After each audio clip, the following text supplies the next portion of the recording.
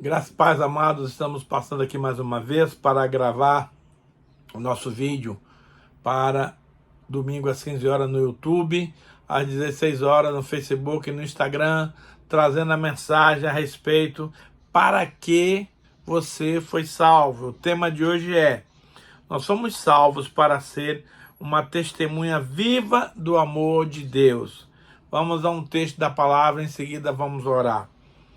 Atos 1,8 diz assim: mas receberão poder quando o Espírito Santo descer sobre vós, e sereis minhas testemunhas em Jerusalém, em toda a Judéia e Samaria, e até aos confins da terra. Oremos. Pai, obrigado pelo privilégio que o Senhor me concede de pregar a tua palavra para o teu povo. Eu sei que de mim mesmo eu não consigo, mas eu peço a direção do Espírito Santo de Deus, a unção do Espírito Santo de Deus, para que essa palavra que hoje eu vou comunicar para os seus filhos, Senhor, seja uma palavra viva, eficaz, contundente, e que possa acarretar as mudanças e as bênçãos necessárias na vida de cada um. Também, Senhor, te pedimos que conceda aos nossos ouvintes a unção para que eles possam ouvir.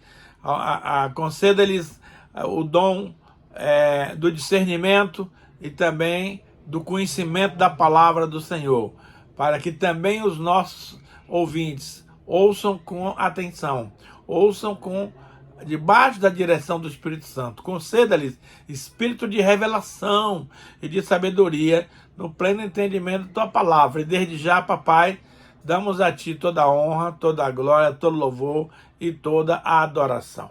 Então, a primeira palavra dessa série dizia: por que você foi salvo? Claro, você foi salvo por causa do grande amor de Deus para com a sua vida e para com a minha vida. E esse amor não é só para nós, é para toda a humanidade que deseja ter um relacionamento mais estreito, mais íntimo, mais aconchegante com o nosso amado Senhor e Salvador Jesus Cristo. Agora, depois de salvo, você não encerrou a carreira aí. Agora é que vai continuar a nossa prestação de contas, o nosso serviço, a nossa dedicação ao Senhor, cumprindo aquilo que Ele tem designado para nós. E o tema de hoje é que o Senhor quer que eu e você sejamos uma testemunha viva do amor de Deus. Querido, testemunha é alguém que viu visivelmente, fisicamente, ou ouviu um fato, uma história. Você não pode ser uma testemunha eficaz se você não tiver presenciado aquela cena, não tiver ouvido diretamente das partes envolvidas aquela situação.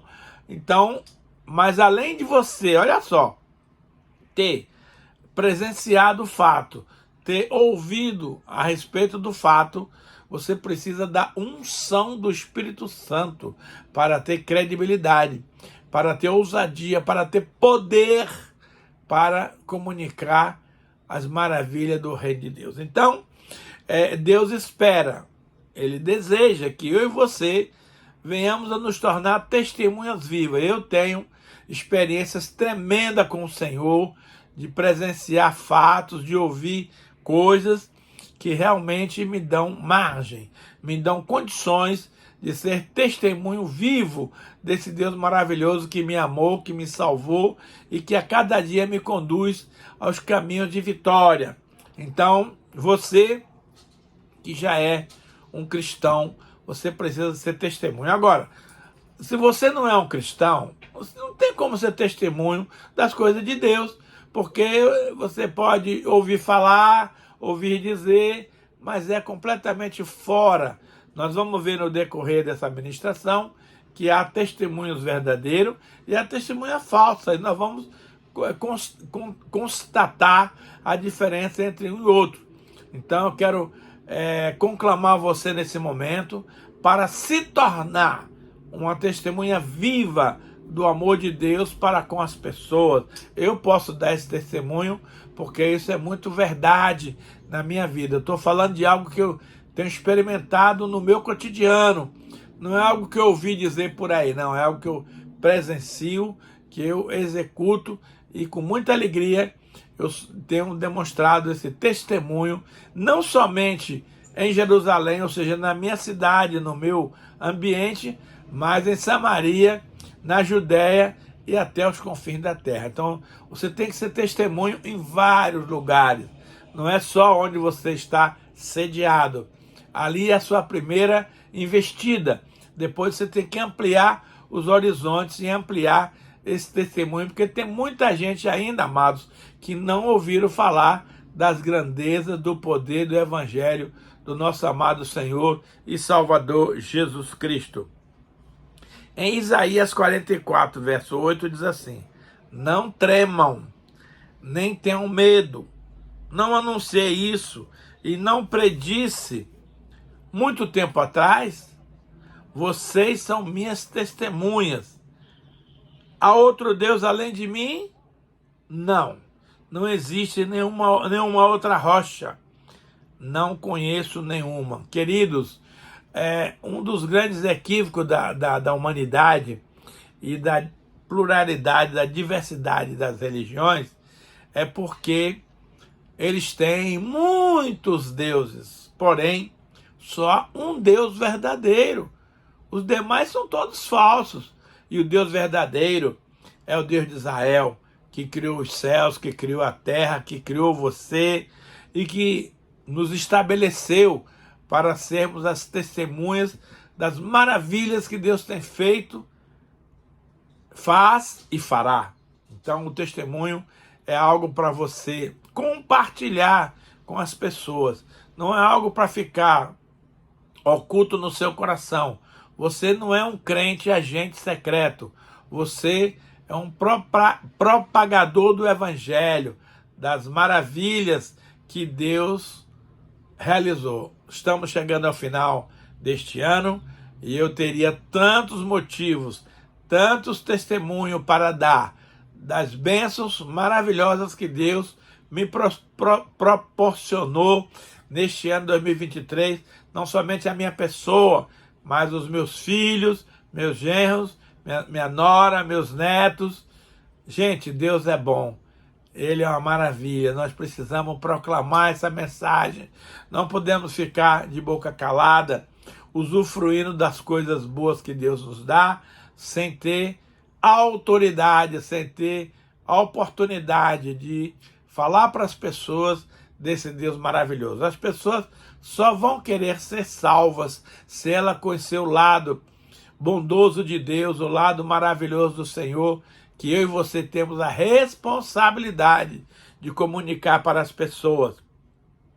1 Samuel 12:5 diz assim: e ele lhes disse: o Senhor é testemunha contra vós outros, e o seu ungido é hoje testemunha de que nada tendes achado em minhas mãos.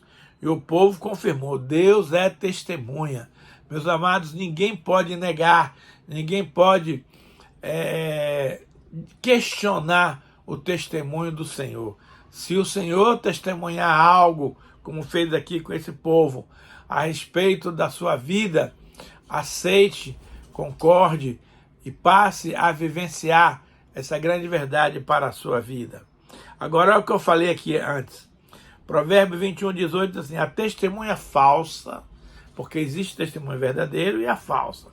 A testemunha falsa perecerá, mas a auricular falará sem ser contestada.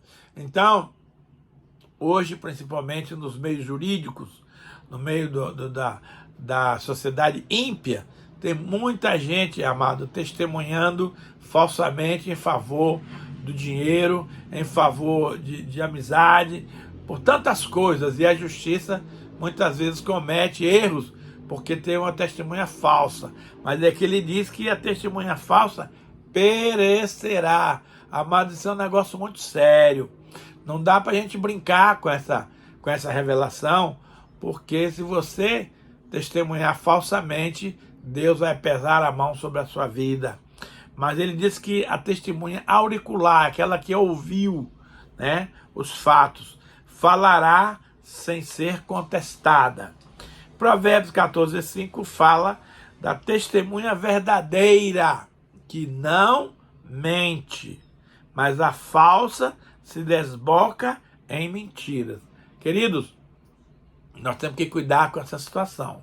A testemunha verdadeira não mente. Você tem que relatar as coisas exatamente como elas aconteceram, como você viu, para que os legisladores tenham condições de tomar decisões, de dar parecer e dar sentença de acordo com a verdade dos fatos. Então, a testemunha verdadeira não mente, mesmo que seja algo contra você. Você tem que ser honesto e falar a verdade, porque a testemunha falsa se desboca em mentiras. Olha que coisa terrível, meus amados. Veja, Provérbios 16, 16 a 19 diz o seguinte: 6 coisas o Senhor aborrece, e a 7ª a sua alma abomina. Primeira, olhos altivos, pessoas que são orgulhosas, pessoas que são melhores do que os outros, pessoas que se consideram que eles são os únicos detentores da verdade. Olhos altivos, pessoa olha por cima do olho, se considerando superior a todos os demais. Língua mentirosa, aqui está o fato de uma testemunha falsa. Você falou de algo que você não viu, que você não ouviu, apenas para favorecer essa ou aquela pessoa do seu relacionamento. Precisa cuidar. Língua mentirosa, Deus odeia. Mãos que derramam sangue inocente. Queridos, aqui os crimes, os assassinatos, os homicídios, feminicídio. Eu fico indignado como alguém que ama a sua esposa um dia, ele se desentende e resolve matá-la na frente dos filhos. Amado, isso é uma coisa maluca, isso é uma coisa absurda, mas lamentavelmente no nosso meio isso está cada vez mais acontecendo. Que o Senhor nos guarde, que o Senhor nos livre dessas atitudes malignas que muita gente está tomando. Coração que trama projetos iníquos. A Bíblia diz que o nobre projeta coisas nobres e na sua nobreza prosperará. Mas aqui tem pessoas que tramam o mal das pessoas, que promovem ciladas, que promovem situações desagradáveis. Muito cuidado, amado, porque Deus não tolera esse tipo de ação. Pés que se apressam para correr para o mal. Amado, você assiste televisão hoje, você fica enojado, você fica indignado de ver esses motoqueiros aí correndo para lá e para cá, assaltando senhoras, assaltando homens, assaltando todo tipo. Pés que correm para o mal, que se apressam para correr para o mal. Deus não suporta isso, amado. Deus deve estar enojado de tudo aquilo que está acontecendo no nosso planeta nesses últimos dias. E aí ele continua mais. Testemunha falsa que profere mentiras. Olha aí, aqui especificado literalmente a testemunha falsa, que fala o que não viu, que declara o que não viu para privilegiar alguém, para favorecer alguém, seja isso por dinheiro, por amizade, por qualquer outra coisa. E finalmente Deus abomina aquele que semeia contenda entre os irmãos. A Bíblia diz no Salmo 133, ó quão bom e quão suave é que os irmãos vivam em união. Então, o nosso propósito como filho de Deus é viver em união, e isso servirá de exemplo para essa sociedade caótica que eu e você vivemos. A gente não pode viver semeando contenda, fofoca, inventando história, tentando afastar as pessoas da igreja, do pastor, do convívio social. Isso são abominações seríssimas aos olhos do nosso Deus. Em Provérbios 14, 25, diz assim: a testemunha verdadeira livra almas, mas o que se desboca em mentiras é enganador. Ou seja, em muitas situações, pelo seu testemunho, você pode salvar alguém ou você pode condenar alguém. Então, está de acordo com aquilo que você vai testemunhar. Portanto, seja honesto, seja verdadeiro, fale a verdade, custe o que custar. Não distorça o direito de A, de B ou de C, por amizade, por dinheiro, por facilitar as coisas. É terrível a gente ver as decisões judiciais hoje. Meu Senhor, ver tanta barbaridade acontecendo. E em partes isso vem de um testemunho falso que foi proferido num júri, num tribunal, e levou pessoas à condenação, ou à libertação de quem é culpado. Então a coisa funciona dos dois lados. Veja, em Atos 22, 14 e 15 diz assim: então ele disse, o Deus de nossos pais, olha que coisa linda, de antemão te escolheu para conheceres a sua vontade, veres o justo e ouvires uma voz de sua própria boca, porque terás de ser sua testemunha diante de todos os homens das coisas que tem visto e ouvido. Aqui nós temos a chamada ministerial do apóstolo Paulo.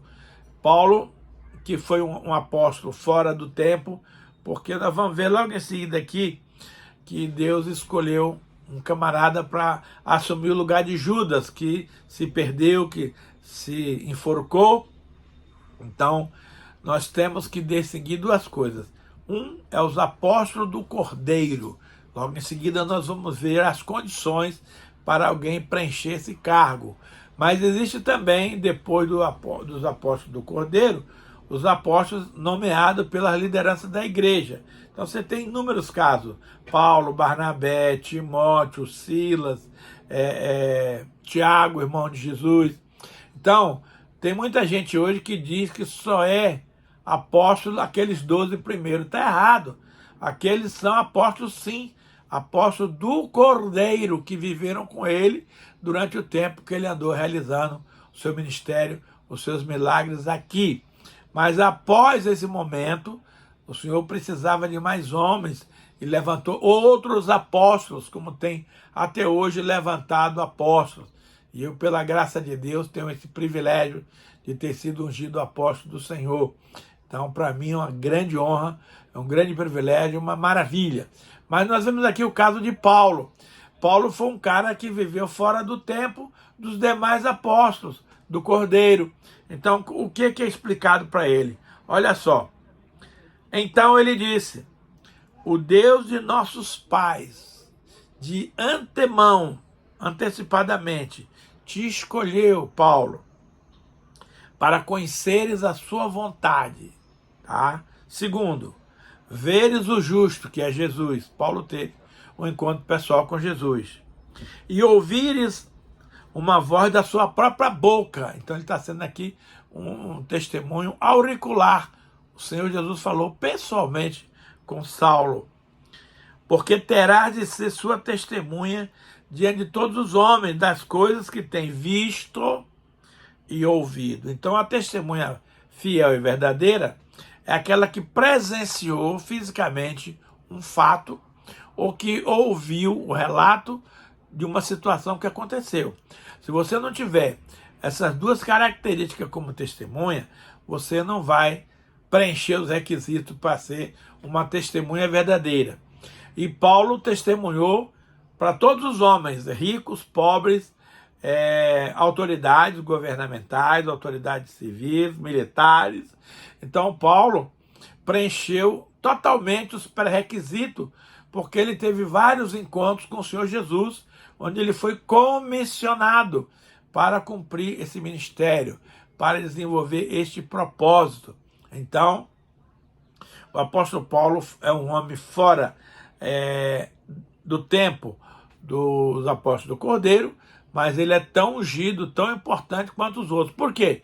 Porque ele conheceu Jesus pessoalmente, porque, aliás, ele se converteu numa situação dessa. Ele estava indo para Damasco com cartas para prender os crentes. De repente uma luz bateu e ele ficou cego, caiu no chão. E aí Jesus perguntou para ele, Saulo, Saulo, por que tu me persegues? Ora, Saulo nunca perseguiu Jesus pessoalmente, mas perseguiu os discípulos de Jesus. Então Jesus disse, olha, dura coisa é recalcitrar contra os aguilhões. E aí quando Paulo teve essa experiência, ele perguntou, Senhor, o que o Senhor quer que eu faça? Aí já mudou completamente o panorama desse homem, culto, inteligente, honesto, trabalhador, dinâmico, mas não conhecia o caminho da verdade. Aí o Senhor falou, entra lá na cidade de Damasco, que alguém vai te visitar e vai dizer o que é que você vai fazer.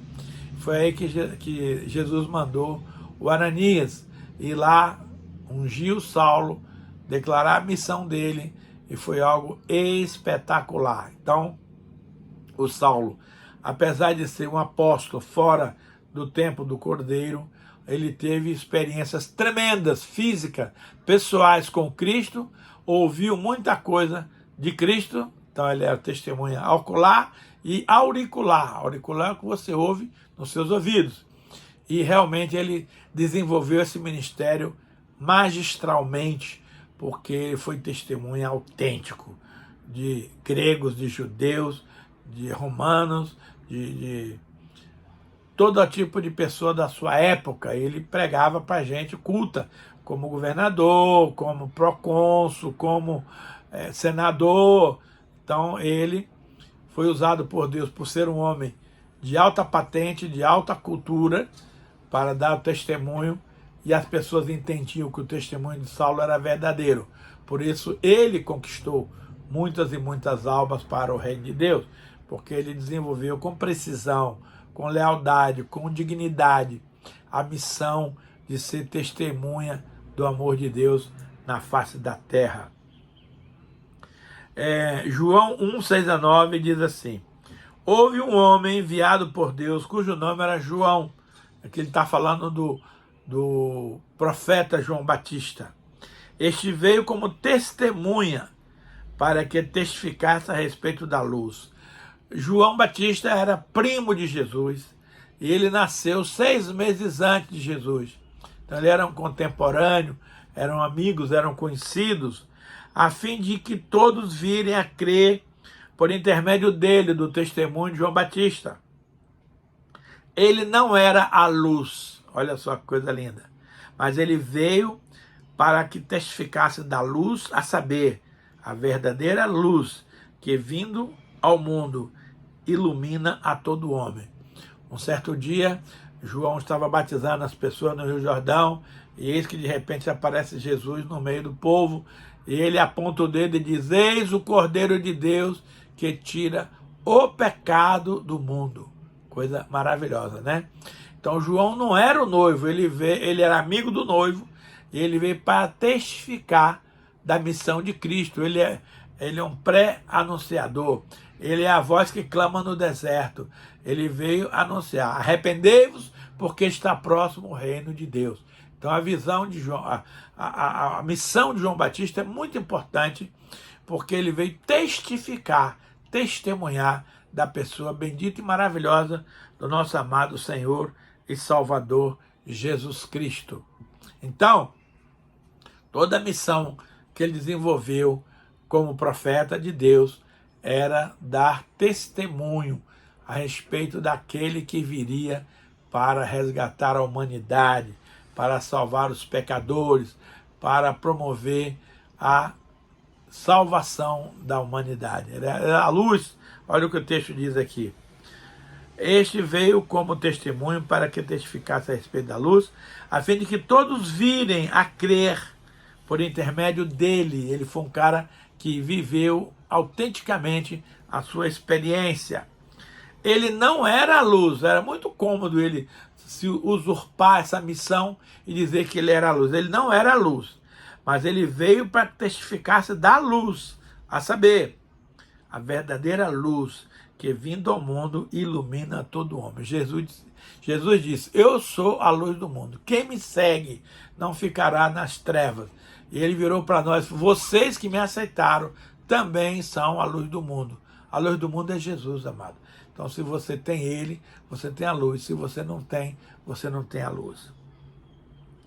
1 Pedro 5,1 diz assim, rogo pois, aos presbíteros que há entre vós, eu, presbítero com eles, e testemunha dos sofrimentos de Cristo, e ainda coparticipante da glória que há de ser revelada. Aqui nós temos o apóstolo Pedro dando instruções aos líderes de como deveriam apacentar o rebanho do Senhor. Então ele era presbítero, né?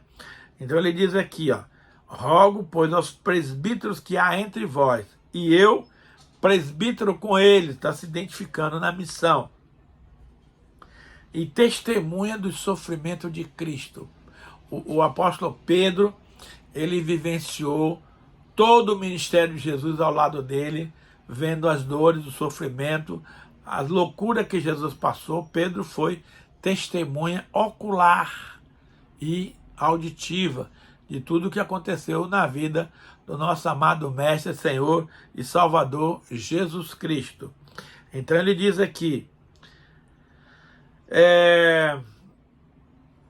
eu, presbítero com eles, e testemunho do sofrimento de Cristo, e ainda coparticipante, porque a Bíblia diz que quem participa do sofrimento também vai participar da glória que há de ser revelada. Então, essa é uma verdade extraordinária.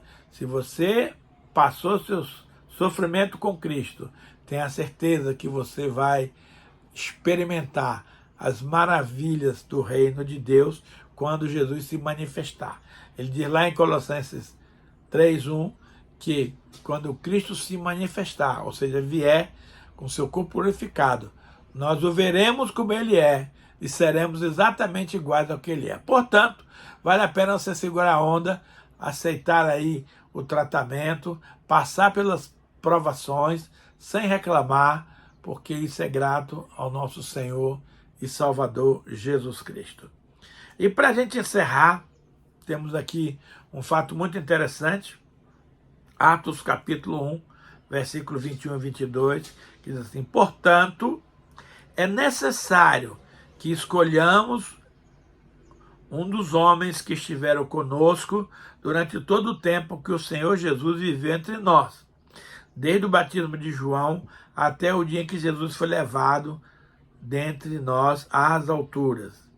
É preciso que um deles seja conosco testemunho de sua ressurreição. Veja, se você observar por esses critérios que está aqui narrado, o apóstolo Paulo não teria condições de ser escolhido apóstolo, porque ele não viveu fisicamente no tempo de Jesus. E aqui, no momento que eles estão escolhendo uma pessoa para substituir o Judas, porque Jesus escolheu para si 12 apóstolos, e eram esses 12 que iriam dar continuidade ao ministério depois que ele subisse aos céus, o que aconteceu. Então Pedro, antes do dia de Pentecostes, reunido lá com a Assembleia dos Irmãos, falou, gente, nós precisamos escolher alguém para assumir o posto de Judas, que se desviou do caminho. Agora, existem alguns requisitos desse camarada para assumir essa postura de testemunha de Jesus. Então tem que ser alguém que, desde o batismo de João, lá no Rio Jordão, até o dia em que Jesus foi elevado às alturas, ou seja, ele subiu ao céu. E essa pessoa, é preciso que um deles seja conosco, testemunho da sua ressurreição. Então aqueles 11 estiveram com Jesus durante todo o ato da crucificação, todo o momento lá, mas era um desses que teriam que ser escolhido. E por lançaram sorte entre dois nomes, Matias e José, e Matias foi o escolhido por Deus para assumir o lugar de Judas. Pai, muito obrigado por esse momento precioso, onde nós passamos aqui expondo as Escrituras, explicando às pessoas a missão de sermos testemunho ocular, viva de Jesus Cristo. Que o Senhor nos abençoe, a cada um dos nossos ouvintes, as pessoas que nos assistem pelo YouTube, pelo Facebook, pelo Instagram, Que realmente cada um seja abençoado por Deus, em nome de Jesus. Amém.